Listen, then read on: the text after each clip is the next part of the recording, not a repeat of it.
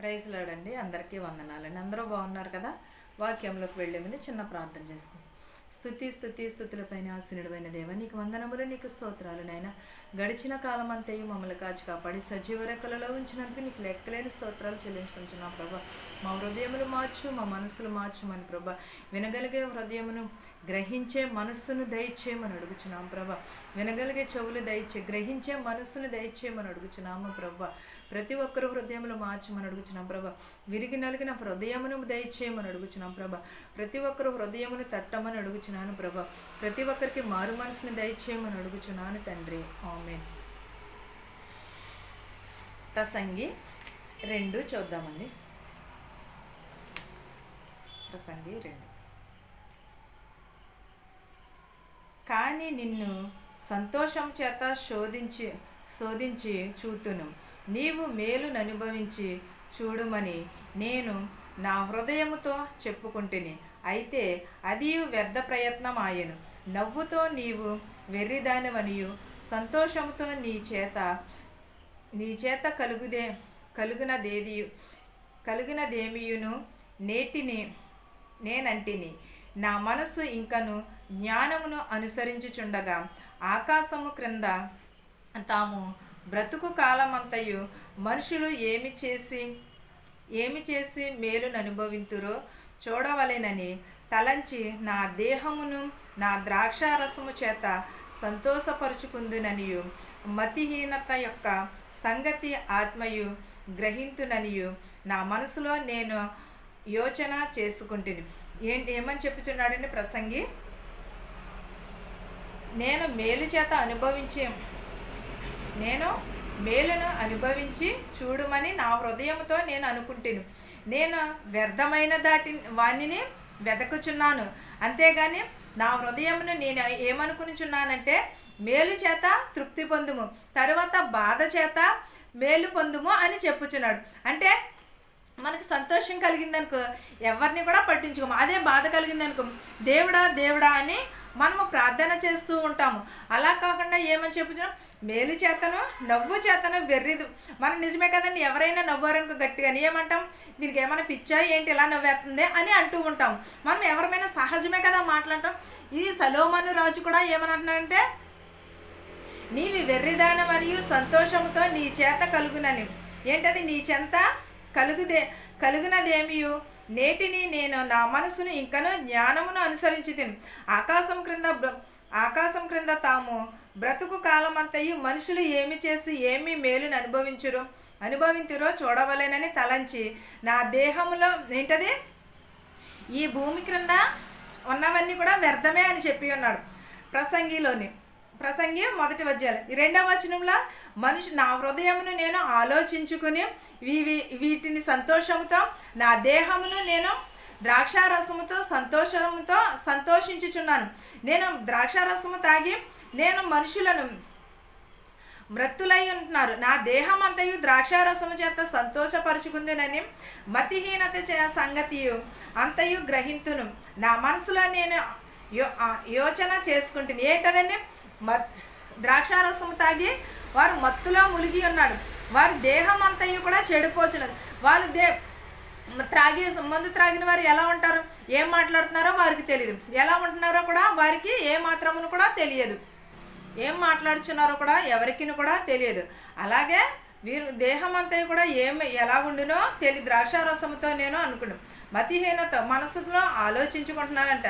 నేను గొప్ప పనులు చేయబోను అనుకుంటుని, నా కొరకు ఇండ్లు కట్టించుకుంటుని, ద్రాక్ష తోటలను నాటించుకుంటుని, నా కొరకు తోటలను శృంగార వన భవనములను వేయించుకుని వాటిలో సకల విధములైన ఫలములను నాటించి తిని. ఏంటదండి?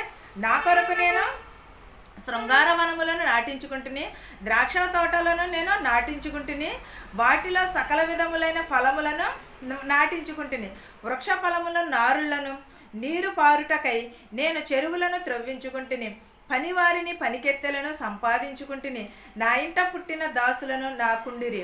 యెరూషలేమునందున నా కుమారుడు నాకు ముందుండిన వారందరికంటే ఎక్కువగా పనుల మందములను గొర్రెల మేకలను గొర్రె మేకల మందలను బహు విస్తారముగా సంపాదించుకుంటుని. ఏంటదండి ఈడేం చేస్తున్నాడు? ద్రాక్ష తోటలు నాటించుకుంటున్నాడు, వృక్ష ఫలములను నాటించుకున్నాడు, నీరులో ద్రాక్ష తోటలకు పనికత్తెలను కూడా సంపాదించుకున్నాడు, పనివారి పనికెత్తలను సంపాదించుకుంటుంది. నా ఇంట పుట్టిన దాసు కుమారులను యెరూషలేమునందుండిన వారందరికంటేనే ఎక్కువగా పనులను, యెరూషలేములో అందరికంటే ఎక్కువగా పనులను, మేకలను బహు విస్తారంగా సంపాదించుకున్నాను. కానీ నా కొరకు నేను వెండి బంగారములను, రాజులు సంపాదించు సంపాదనను, ఆయా దేశములలో దొరుకు సంపదలను కూర్చుకుంటుని. నేను గాయకురాండ్లను మనుషుల ఇచ్చు సంపదలను అనుకుంటుని. ఏంటదని మనమే నా కొరకు నేను వెండిని బంగారమును దాచుకుంటుని, సంపదలను దాచుకుంటుని. నేను గాయకురాండ్లను మనుషులను ఇచ్చు సంపదలన్నీ కూడా బహుగా సంపాదించుకున్నాను నేను. కానీ నాకు ముందు యెరూషలేమందున్న వారందరికంటే నేను గనుడను, అభివృద్ధి పొంది తిని. నా జ్ఞానము నన్ను విడిచిపోలేదు. నా కన్నులు ఆశించిన వాటన్నిటిని దేనిని కూడా అవి చూడకుండా నేను అభ్యంతరము చేయలేదు. మరియు నా హృదయము నా పనులన్నిటినీ సంతోషకరమైనది ఏది అనుభవించకుండా నేను నా హృదయమును నిబ్బందింపలేదు. ఇదే నా పనులన్నిటి వలన నాకు దొరికిన భాగ్యము. అప్పుడు నేను చేసిన పనులన్నీ వాటి కొరకు నేను ప్రయాసమంతయు నేను నిదానించి విశేషింపగా అవన్నీ వ్యర్థమైనవిగాను, ఒకడు గాలికి ప్రయాసపడినట్లుగాను అగుపడెను. సూర్యుని క్రింద లాభకరమైనది ఏది లేనట్టు నాకు కనబడను. నిజమే కదండి, ఇవన్నీ సంపాదించుకుంటాము, ధనం సంపాదించుకుంటాం, బంగారం సంపాదించుకుంటాం, వెండిని సంపాదించుకుంటాం. కానీ ఇవన్నీ మనము ఏం చేస్తాము? ఒక రోజుని ఇక్కడే విడిచిపెట్టిపోతాము. అలాగే ఇక్కడ విడిచిపెట్టిపోయినప్పుడు ఇవేవి కూడా సూర్యుని క్రింద ఎంత సంపాదించుకున్నానో కూడా వ్యర్థమే. కానీ వాక్యమే మనలో ఎప్పుడు కూడా స్థిరముగా ఉంటుంది. వాక్యము ద్వారానే మనలను స్థిరపరుస్తానని చెప్పుచున్నాడు. అలాంటినప్పుడు మనము ప్రసంగి అనుభవంతో చెప్పుచున్నాడు కదా. ప్రసంగి ఏమంటున్నాడు? అనుభవంతో చెప్పుచున్నాడు. ఏంటి? ఇవన్నీ సంపాదించుకున్నాను కూడా, ఇవన్నీ విడిచి నేను ఒక రోజున వెళ్ళిపోవచ్చు. పనికత్తెలను సంపాదించుకున్నాను, పనివారిని సంపాదించుకున్నాను. నా జ్ఞానం కూడా ఎక్కడికి పోలేదు. నా జ్ఞానము నా దగ్గరే ఉన్నది, నా తెలివి నా దగ్గరే ఉన్నది. అయినను కూడా ఈ సూర్యుని క్రింద సంపాదించినదంతా కూడా వ్యర్థమే అనని. ఎంత అందముగా ఉన్నా, ఎంత సంపాదించుకున్నా కూడా అది వ్యర్థమే. కానీ దేవుని వాక్యం అయితే ఎప్పుడును కూడా మనలోనే ఉంటుంది. రాజు తరువాత రాబోవువాడు ఇది వరకు జరిగిన దాని విషయమును ఈ సైతము ఏమి చేయునో అనుకుని నేను జ్ఞానమును, వెర్రితనమును, మతిహీనతను పరిశీలించుటకై పూనుకొంటిని. ఎక్కడ? రాబోవు రాజులను వీరందరినీ కూడా సంపాదించుకున్నాడు. అయినను కూడా సూర్యుని క్రింద ప్రసంగికి అసలు మనశ్శాంతి అనేదే లేదు. అయినను కూడా అందమైన వాడు, తెలివైన వాడు, అయినను కూడా ఏది కూడా మనశ్శాంతిని ఇవ్వలేదు. ఎందుకంటే సూర్యుని క్రింద ఉన్నది ప్రతీది కూడా వ్యర్థమే అని చెప్పుచున్నాడు. మనం సూర్యుని క్రింద ఎంత పాటుపడినను, ఎంత కష్టపడినను కూడా అదంతయు కూడా వ్యర్థమే. కానీ దేవుని వాక్యమే స్థిరము. దేవుడు చెప్పిన వాక్యమును మాత్రమే మనం అనుసరించాలి. మనం ఏం చేస్తాము? గడ్డి పువ్వు వలె వాడిపోచున్నది మన అందము. ఎలా ఉన్నది? మనం కొంతలోని కనబడి కొంతలోని మాయమయ్యే ఆవిరి వంటి జీవితములు మనవి. అయినను సరే మనము ఏం చేస్తున్నాము? ఇది నాది, అది నాది అని ప్రాకులాడుచున్నాము. ఇది నాది, అది నాది అని అనుకుంటున్నామే తప్పగానే దేవుని వాక్యము నాది, దేవుని వాక్యమునకు మనం గైకొనాలి, లేకపోతే నిజమైన మారు మనసును కలిగి ఉండాలని ఎప్పుడైనాను మనం అనుకుంటున్నామో. 1 పేతురు 1:24 చూద్దామండి. సర్వ శరీరులని గడ్డిని పోలిన వారి అందమంతయు గడ్డి పువ్వు వలె ఉన్నది. గడ్డి ఎండును, దాని పువ్వు రాలును. అయితే ప్రభు వాక్యము ఎల్లప్పుడూ నిలిచును. మీకు ప్రకటింపబడిన సువార్త ఈ వాక్యమే. ఏంటదండి? గడ్డి ఎండిపోవును, పువ్వు రాలిపోవును, ఎండ దాని నుండి రాలును. అయితే ప్రభు వాక్యము ఎల్లప్పుడూ కూడా స్థిరముగా నుండును. ఇది సువార్తలో ప్రకటింపబడినది. సొలొమోను రాజు కూడా చెప్పుచున్నాడు కదా, ఇవన్నీ కూడా వ్యర్థమే. భూమి మీద సూర్యుని క్రింద ఉన్నవన్నీ కూడా వ్యర్థము అని చెప్పుచున్నాడు. సమస్తమును కూడా వ్యర్థమే. కానీ దేవుని వాక్యమే స్థిరము. రాజుల కంటేను, ధనముల కంటేను ఏది సంపాదించుకున్నాను కూడా అనేది లేదు. అప్పుడు అనుచున్నాడు కదా, నేను ఇవన్నీ సంపాదించుకున్నాను కూడా వ్యర్థమే, కానీ దేవుని వాక్యమే స్థిరము. అందం ఉన్నది, ఐశ్వర్యం ఉన్నది, ప్రతీదీ ఉన్నది, కానీ అయినను సరే ఏది ముఖ్యమని చెప్పుచున్నాడు? సువార్త ప్రకటింపబడిన వాక్యము మాత్రమే నిలుచును. ఎప్పుడును కూడా మనం సాక్ష్యం చెప్పుకునేవారుగా ఉండాలి, ఒకరికి మనము తోడుగా ఉండాలి, కానీ ఒకరిని మనం నిందించేవారుగా ఉండకూడదు. ఎప్పుడును కూడా ఒక కార్యము పూనుకున్నాము అనుకో, అది జరిగే వరకు మనము ప్రార్థన చేసుకుంటూ ఉంటాం, తర్వాత మానేస్తుంటాం. అలా ఉండకూడదు.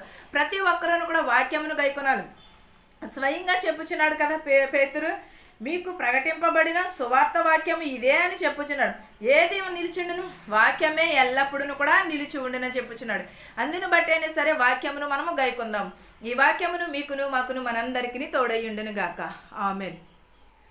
ప్రార్థించుకుందాం. స్తుతులపైన ఆసీనుడైన దేవా, నీకు స్తోత్రములు, నీకు వందనాలు నాయన ప్రభా. కృపగల దేవా, దయగల మా తండ్రి, నీకు లెక్కలేని స్తోత్రాలు చెల్లించుకుంటున్నా ప్రభా.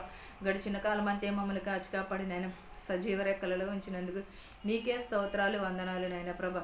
నీ వాక్యం చేత ప్రభా మేము శుద్ధి పరుటకు సహాయం చేయమని అడుగుచున్నాం ప్రభా.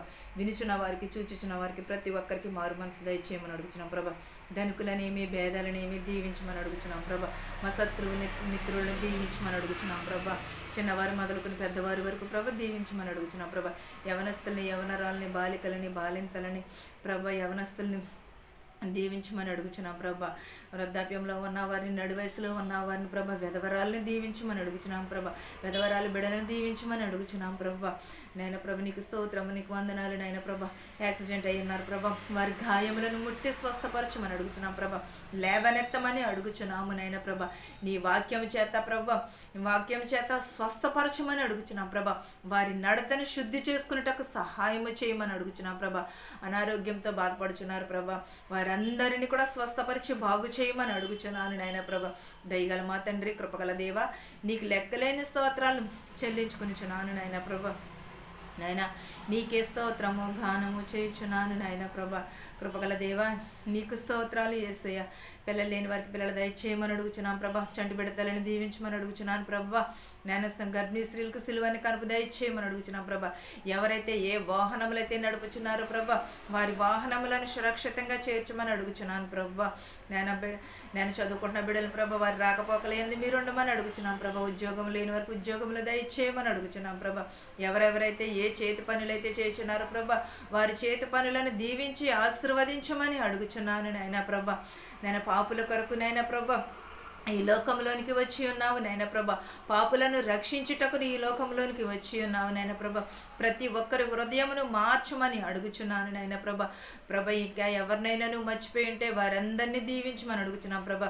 ఇతర దేశంలో ఉన్న వారిని ప్రభా పని చేసుకునేటకు శక్తిని, బలమును దయచేయమని అడుగుచున్నాం ప్రభా. వచ్చుచున్న వారిని, వెళ్ళుచున్న వారిని క్షేమంగా చేర్చమని అడుగుచున్నాను ప్రభా. మెడికల్కి వెళ్ళుచుండగా ప్రభా, మెడికల్లో పాస్ అయ్యేటకు సహాయం చేయమని అడుగుచున్నాము నాయన ప్రభా. పని లేక చాలామంది బాధపడుచున్నారు ప్రభా, వారికి పని దయచేయమని అడుగుచున్నాము నాయన ప్రభా. ఎవరికి ఏ అవసరతలు ఉన్నాయో మాకు తెలియదు, కానీ నీకు తెలిసినైనా ప్రభా. ప్రతి ఒక్కరి అవసరతలు, అక్కరలను తీర్చమని అడుగుచున్నాను ప్రభా. ప్రతి ఒక్కరి హృదయములను మార్చమని అడుగుచున్నాను ప్రభా. విరిగి నలిగిన మనసుని దయచేయమని అడుగుచున్నాను ప్రభా. నీకే స్తోత్రము, గానము చేయుచున్నాను ప్రభా. నీకు వందనములు, నీకు స్తోత్రాలు నాయన ప్రభా. ఇంకా నువ్వు ఎవరినైతే మర్చిపోయింటే వారందరినీ దీవించమని అడుగుచున్నాను ప్రభా. శుభకార్యాలు చేసుకుంటున్న వారిని వారందరినీ దీవించమని అడుగుచున్నాను ప్రభా. నేను సమృద్ధిగా ప్రభా, సమృద్ధికరమైన ఫలములను దయచేయమని అడుగుచున్నాము నాయన ప్రభా. పిల్లలు లేని వారికి పిల్లలు దయచేయమని అడుగుచున్నాం ప్రభా. నేను ప్రభా, ఉద్యోగం లేని వారికి ఉద్యోగంలో దయచేయమని అడుగుచున్నాం ప్రభా. ప్రతి ఒక్కరి రాకపోకలేని వారి గృహాలకి చేర్చమని అడుగుచున్నాం ప్రభా. చాలామంది నాయన ప్రభా గృహంలో మనశ్శాంతి లేదని అంటున్నారు ప్రభా. మనశ్శాంతిని దయచేయమని అడుగుచున్నాను ప్రభా. వారి గృహంలో శాంతిని, సమాధానమును దయచేయమని అడుగుచున్నాం ప్రభా. కనికరమును, దయను దయచేయమని అడుగుచున్నాను నాయన ప్రభా. ప్రతి ఒక్కరి కుటుంబంలో శాంతిని, సమాధానమును దయచేయమని అడుగుచున్నాను ప్రభా. నాయన ప్రభా, ఇంకెవరినైతే మర్చిపెట్టే వారందరినీ కూడా దీవించమని అడుగుచున్నాను ప్రభా. ప్రతి ఒక్కరిని ప్రభు దీవించి ఆశీర్వదించి నా ప్రార్థనను నీ పాద సన్నిధి చేర్చుకోమని అడుగుచున్నాను తండ్రి. ఆమేన్. పరలోకమందున్న మా తండ్రి, నీ నామము పరిశుద్ధపరచబడును గాక, నీ రాజ్యం వచ్చును గాక, నీ చిత్తము పరలోకమందు భూమియందు నెరవేరినట్లును మా అనుదిన ఆహారము నేడు మాకు దయచేయము. మా రుణస్థులను మేము క్షమించిన ప్రకారము మా రుణములను క్షమించుము, దుష్టుని నుండి శోధన నుండి తప్పించుము. రాజ్యమును శక్తియు మహిమయు నిరంతరము నీవై ఉన్నావు మా తండ్రి. ఆమేన్ ఆమేన్. అందరికీ వందనాలు.